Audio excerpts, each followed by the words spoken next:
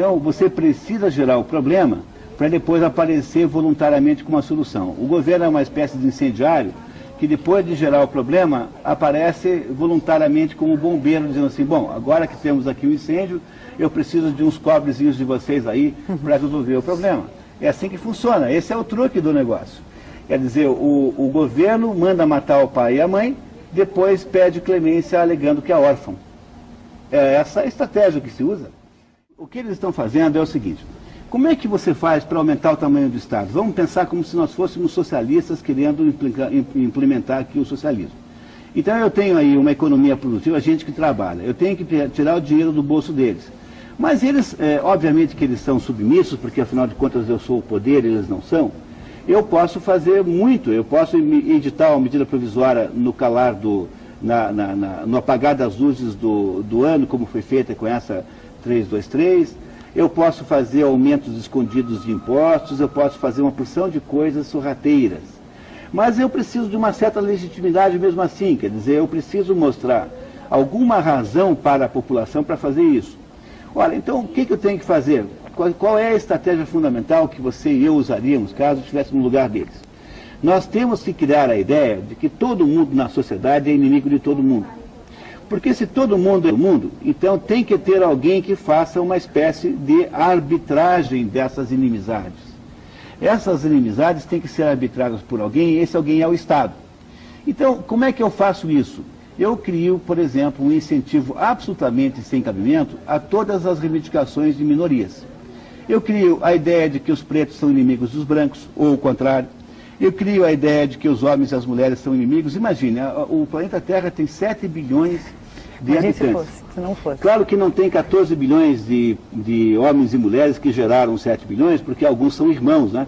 Então, deve haver pelo menos um pouco mais do que 7 bilhões de homens e mulheres que já existiram e que produziram esses 7 bilhões de habitantes que tem hoje. Será que a humanidade, que foi capaz de reunir homens e mulheres voluntariamente para produzir 7 bilhões, foi feita? Se esse processo foi feito por um processo de inimizade, de conflito, você acredita nisso de verdade? Você é inimigo da sua mulher? A sua mulher é a sua inimiga? Será possível que a gente imagine que homens e mulheres são de fato inimigos e que é preciso ter uma intermediação do Estado para que eles deixem de ser? Assim, não, é justamente isso que é mesmo. Ou seja, então o que acontece quando você precisa criar um super-estado com superpoderes? Você precisa inventar briga em cada canto da cidade. Então você tem que inventar a ideia de que o cartola do futebol é inimigo do torcedor. Aí você gera um estatuto do torcedor. Você tem que criar a ideia de que o jovem é inimigo do velho. Então cria o estatuto do idoso. Tem que criar a ideia de que o branco é inimigo do preto. Então se cria as leis de proteção e de anti-preconceito racial. Tem que criar a ideia de que os patrões são inimigos dos empregados, daí tem que criar a justiça trabalhista e mais o PROCON e não sei o que o consumidor é inimigo do patrão. Então, como é que é feito isso? É feito de uma maneira que pareça que todos os indivíduos na sociedade estão em embate, estão em distúrbios, estão em inimizade permanente. E como todo mundo então não para de brigar, quem é que aparece para resolver o problema? É o sacrosanto Estado, que aparece então com seus mecanismos repressores, e que para que possam existir precisam ser financiados pelo dinheiro da gente mesmo, e que diz assim, não, eu que sou Estado, eu sei melhor como faz para lidar com a relação homem com mulher. Então, para você compreender bem o que é que significa esse conjunto extraordinário de legislações ditas de natureza social, são simplesmente uma armadilha que estão pondo no seu trajeto, que é financiada com o seu dinheiro para controlar tudo. Não aceite uma coisa dessas. O Estado não tem que se envolver em assuntos privados. Se tem algum empresário que não atende bem a você, faça a única coisa que você pode fazer, não compre mais. Conte para todo mundo que trata-se de uma empresa vigarista e picareta. Mas não vá correndo pedir licença, ajuda para a polícia, isso é bobagem. Se uma mulher recebeu uma cantada de um homem, faça como toda mulher fez até hoje. Coloque-se na sua posição de superior, de poder sobre os homens e não dê a mínima. Agora, eu acho inacreditável isso. As mulheres, que uma mulher comum tem um controle absoluto sobre qualquer homem. É claro, pode ter um outro maluco que é incontrolável. As mulheres mandam na relação, estabelecem um enredo. Agora uma mulher levou uma cantada, ela vai correndo pedir ajuda para a polícia. Vocês já imaginaram que país ridículo que é esse que nós estamos criando? Nós estamos infantilizando todo mundo.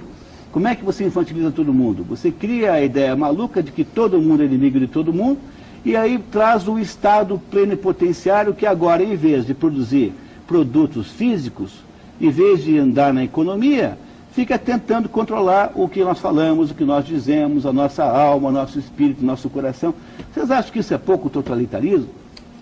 É muito melhor pegar os milicos autoritários, porque esses milicos não querem conquistar a sua mente, não querem produzir o teu enredo.